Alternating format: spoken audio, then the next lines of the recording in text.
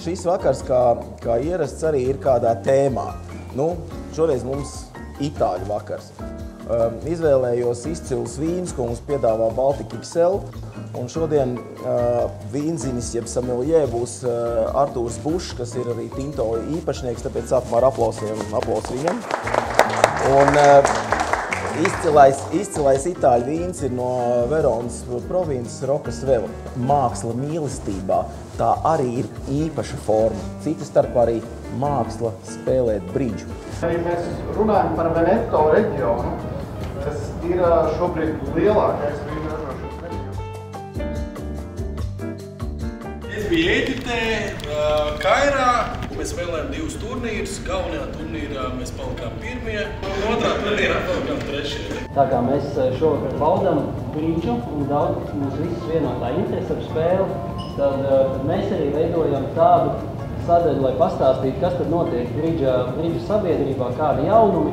Bridge is, I can say, it's my life, because I started to play when I was more or less 12 years old, and from school times I'm playing in competitions. I started to play in Polish First Division when I was 18.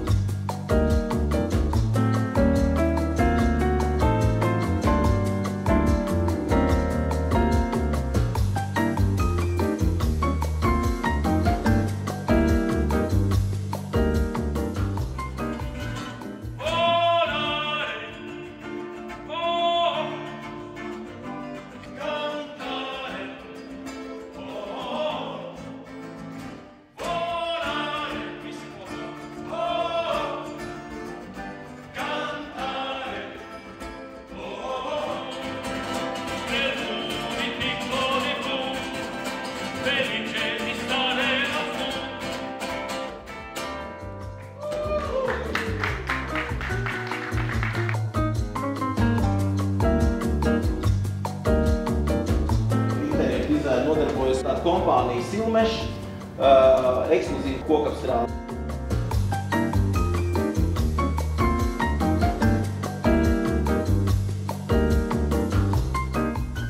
€400 divas reizes.